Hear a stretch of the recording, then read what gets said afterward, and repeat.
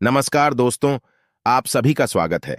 आपके अपने YouTube channel मानव जीवन में दोस्तों लाइफ में सभी आगे बढ़ना चाहते हैं और लाइफ में आगे बढ़ने के लिए हमें रोज ही कुछ नया सीखना चाहिए और आगे बढ़ना चाहिए।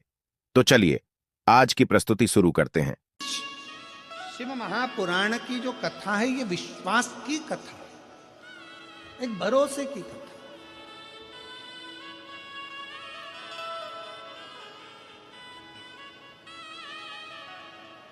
आप जितना जितना भरोसे के साथ शिव महापुराण की कथा को श्रवण कर रहे हो,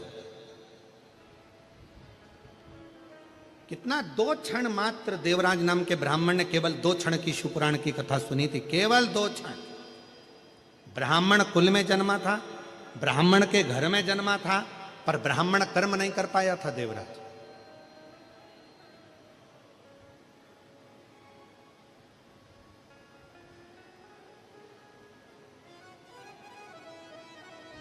घर में अच्छी पत्नी थी, अच्छे बच्चे थे देवराज के घर में,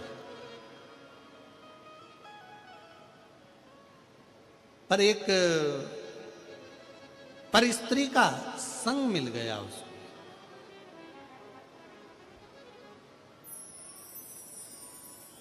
और एक पर स्त्री का संग मिला तो उस स्त्री ने देवराज से कह दिया,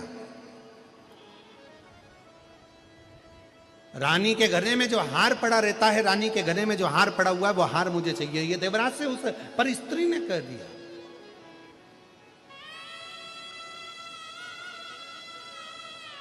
एक गलत नारी का संग व्यक्ति की जिंदगी तो बर्बाद करता ही करता है, पर साथ में उसके अपनी पत्नी और अपने बच्चों को रोने के लिए भी छोड़ देता है।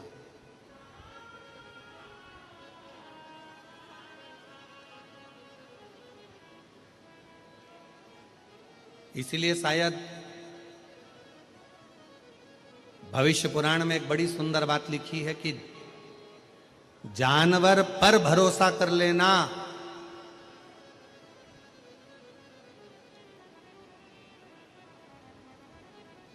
सांप के जहरीले दांत निकाल लिए जाएं तो सांप पर भरोसा कर लेना,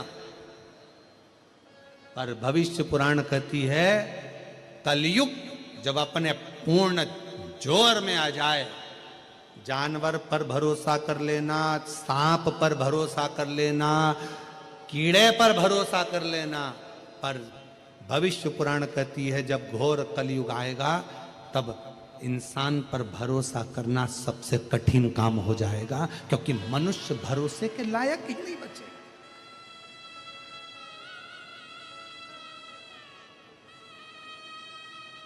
भरोसे के लायक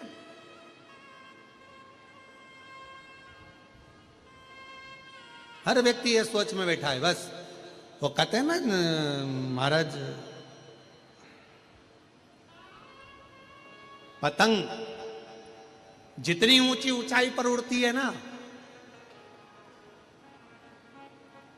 यहां उड़ाते हैं कि नहीं उड़ाते? हैदराबाद में मकर संक्रांति पर, अरे जम के तो बोलो जरा, उड़ाते हैं। हाँ,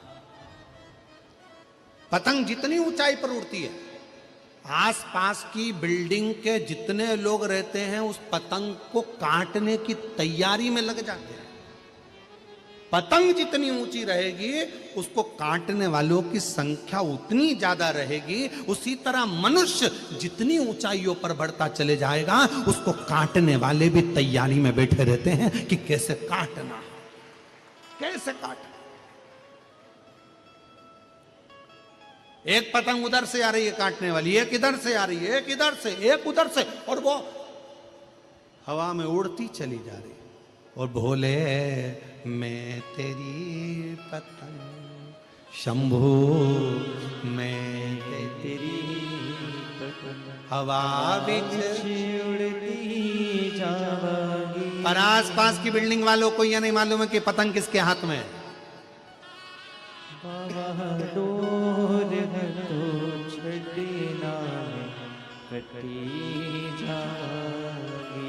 आसपास की बिल्डिंग वालों को यह नहीं मालूम है कि ये पतंग उड़ा कौन रहा है, कौन है इसके पीछे।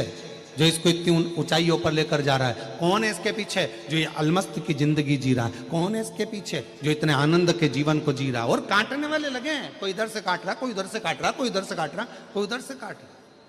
काटने वाले लगे हैं। पतंग को, ऊंची उड़ती हुई पतंग को काटने वाले भी ढेर होते हैं, और ऊंचाइयों पर चढ़ने वाले व्यक्ति का, जिसका मान, जिसका सम्मान, जिसकी इज्जत, जिसकी प्रतिष्ठा, जिसका वैभव चारों तरफ हर जगह पर होता रहता है, उसको भी काटने वाले ढेरों हो जाते हैं। कोई इधर से काटेगा, कोई उधर से काटेगा, कोई इधर से बुराई करेगा, कोई उधर से बुराई करेगा, कोई उधर से बुराई करेगा, करता।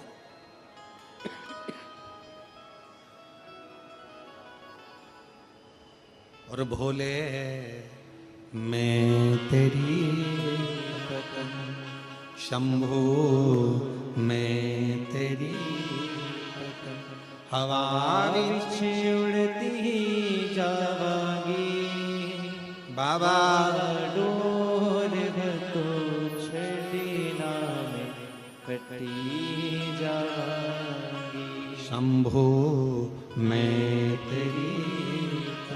शिव कथा कर रही है, भगवान शंकर का चरित्र कर रहा है। देवराज नाम का ब्राह्मण अच्छी संगत में था, परिवार भी अच्छा था, पत्नी भी अच्छी थी, बच्चे भी अच्छे थे, पर एक ऐसी परिस्त्री मिल गई जिसने बच्चों से भी दूर कर दिया, पत्नी से भी दूर कर दिया, माता पिता से भी दूर कर दिया, रिश्ते नातों से भी दूर कर दिया। उसने, उस परिस्त्री ने, ना जाने उस स्त्री ने किस तरह से उस देवराज को अपना बना लिया। अब देवराज से कहती कि मुझे ये ला कर दो, देवराज वो ला कर देता। देवराज मुझे ये ला कर दो, वो ला कर देता। देवराज रानी के गले में जो हार पड़ा है वो मुझे ला कर दो, तो देवराज चोरी करने चले गया, और चोरी कर कर देवराज रानी के गले का हार लेकर आ रहा था। पीछे दूत लगे हुए थे राजा के।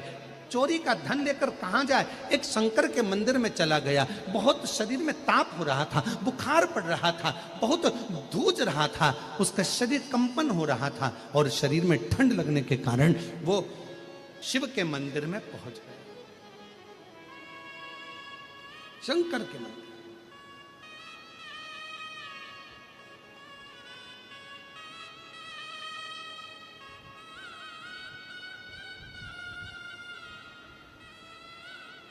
शिव मंदिर में जैसे ही जाकर बैठा, उसको नहीं मालूम था कि यहां पर शिव महापुराण की कथा चल रही है।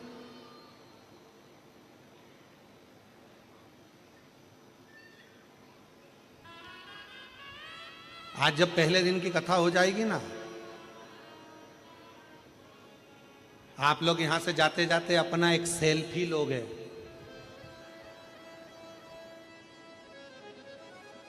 और फिर स्टेटस पे लगाओगे, शिव महापुराण की कथा अपने भाग्यनगर में शमशाबाद में प्रारंभ हुई। भूतड़ा परिवार मुख्य यजमान और भाग्यनगर का भाग्य चेत गया। स्टेटस लगाया, और तो जैसे स्टेटस 4 लोग देखेंगे तो उसने, क्या तूने बताया नहीं, बस सीहोर वाला महाराज आया था, कथा चल रही है। अब इतनी दूर सीहोर तो नहीं जा सकते, ना जाने कहां कहां कथा होती है, इतनी इतनी दूर नहीं जा सकते, पर अपने शमशाबाद में, अपने हैदराबाद में हो रही है, मालूम नहीं पड़ा। और आज पहला दिन निकल गया।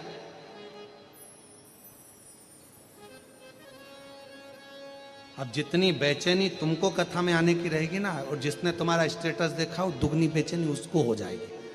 कल जाना है मुझे, कल पहुंचना है मुझे, कल पहुंचना।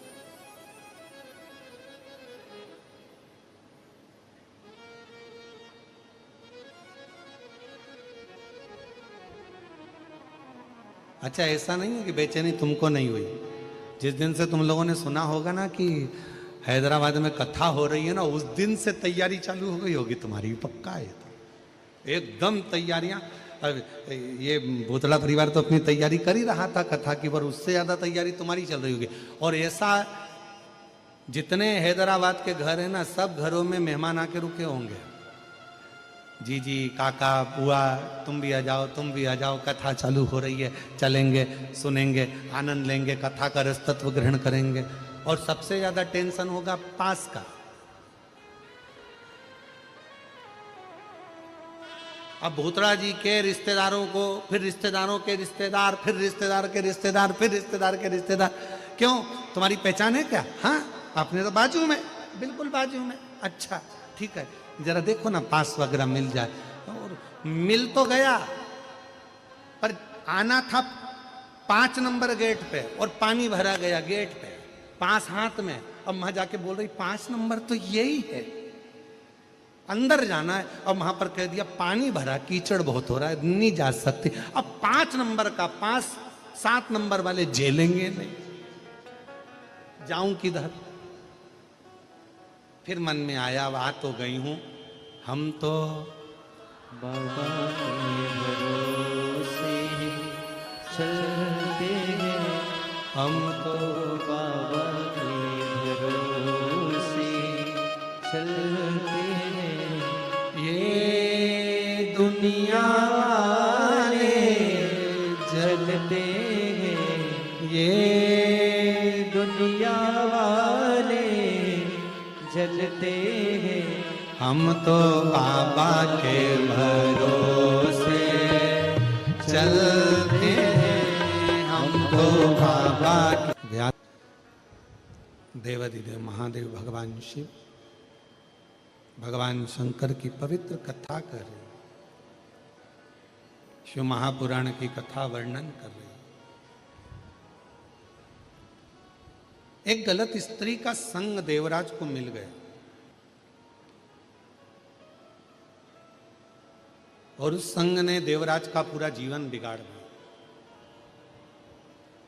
भजन छूटा, स्मरण छूटा, नाम जाप छूटा, धर्म पत्नी, आपका विश्वास, आपका भरोसा, आपकी दृढ़ता शिव के करीब में लेकर जाती, शंकर के पास।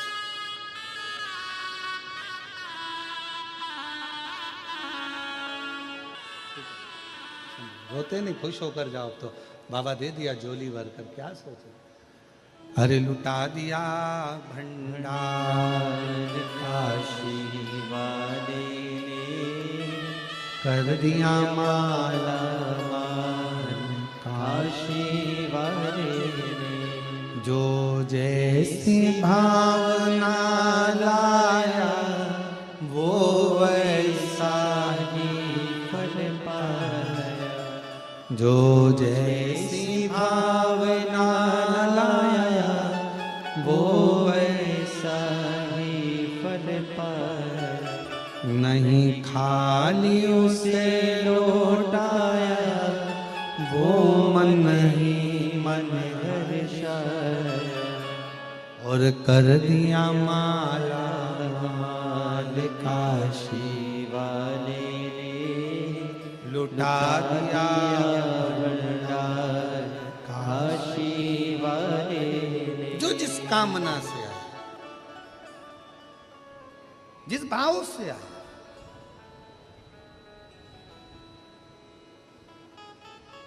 देवराज ब्राह्मण की माता का पूर्व का पुण्य है, पूर्व का पुण्य।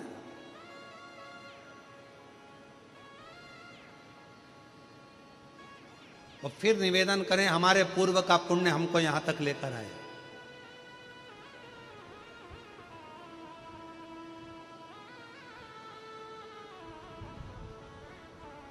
भूतड़ा परिवार के पूर्व का पुण्य शिव महापुराण की कथा को यहां तक लेकर आए।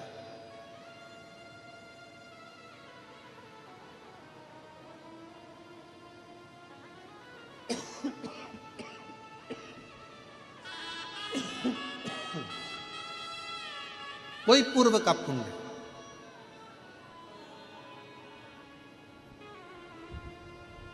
ब्रजगोपाल भैया एक पत्र में आपके लिए लिखा है कि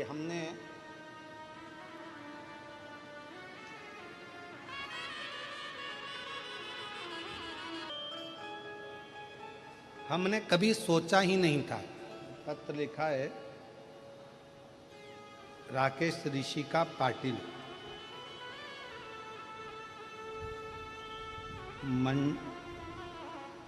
पाटिल हंगर गंगा मंडल पोन गल जिला निजामाबाद तेलंगाना से है। उन्होंने पत्र में लिखा है, हमने हैदराबाद में कभी सोचा नहीं था कि तेलंगाना में शिव महापुराण की कथा श्रवण करने को मिलेगी, पर हम ब्रजगोपाल जी भूतड़ा जी को धन्यवाद देते हैं जिनके माध्यम से ये कथा सुनी। भागीरथ जी गंगा जी को लेकर आए थे और वो गंगा में ना जाने कितनों ने गोता लगाया, कितनों ने डुबकी लगाई और अपने जीवन को कृतार्थ कर लिया।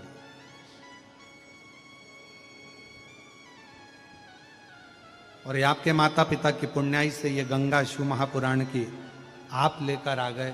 ना जाने कितने कितने जो तरस रहे थे शिव पुराण की कथा को कि कभी पंडाल में बिठेंगे, कभी पंडाल की मिट्टी को अपने मस्तक पर चढ़ाएंगे।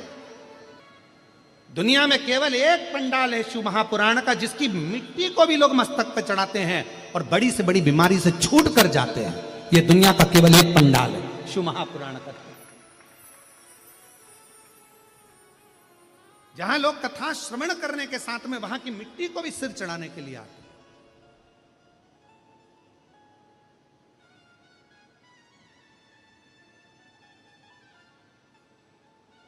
कोई पूर्व का पुण्य फल हमारे आनंदमय भाव में लेकर आ गए।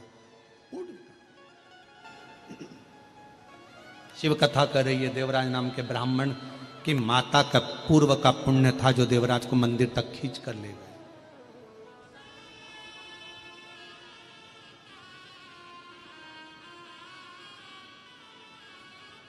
मंदिर तक गए, शिव पुराण की कथा चल रही थी। 2 क्षण कान में चली गई वो शिव महापुराण की कथा। शरीर में ताप पड़ रहा था। देवराज को लगा कि महाराज जी तो कथा में हर हर महादेव चिल्ला रहे, उनको गुस्सा आ गया क्योंकि सिर चढ़ रहा था, बुखार आ रहा था, शरीर में कष्ट था। जब शरीर में रोग होता है, कष्ट होता है, तो भगवान का भजन नहीं सुहाता।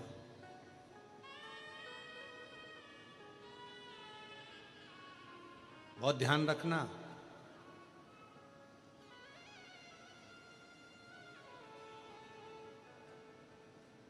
शरीर में रोग होगा तो भोजन छूट जाएगा, मन में रोग होगा तो भजन छूट जाएगा। थोड़ा सावधानी रखना। शरीर में रोग बढ़ा, शरीर में ताप बढ़ा, शरीर में रोग बढ़ा तो भोजन छूट जाएगा, भोजन नहीं पाएगा। आज मेरा मन नहीं कर रहा भोजन का, भूख नहीं लग रही डॉक्टर साहब, भोजन नहीं भा रहा, मेरे को समझ में नहीं आ रहा। इतना अच्छा भोजन घर में बनता है पर मेरे को भूख नहीं लगती, भोजन नहीं भाता, मुझे भोजन अच्छा नहीं लग रहा। शरीर में रोग बढ़ा, भोजन छूट गया।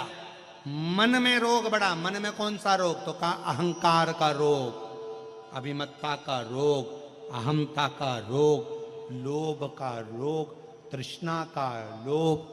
ये रोग जब बढ़ गया, मोह का रोग बढ़ गया, तो फिर भजन नहीं सुहाता। मुझे भजन अच्छा नहीं लग रहा, मुझे कथा अच्छी नहीं लग रही, मेरा मन नहीं लग रहा, मन नहीं लग रहा। ये रोग है, लग गया शरीर।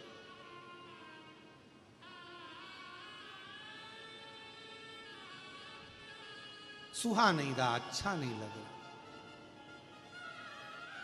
जिनकी दोपहर में 1 बजे से 4 बजे तक जिनका घर का काम पूरा करने के बाद जिनकी सोने की आदत होती है ना 1 बजे से 4 बजे तक, अगर वो 1 बजे से 4 बजे तक कथा के पंडाल में आके बैठ जाए तो पहले दिन तो उनको मन ही नहीं लगता, सिर पे बड़े पल्लू लेके बैठ जावे। पर आज के लिए बस इतना ही इस वीडियो में दी गई जानकारी।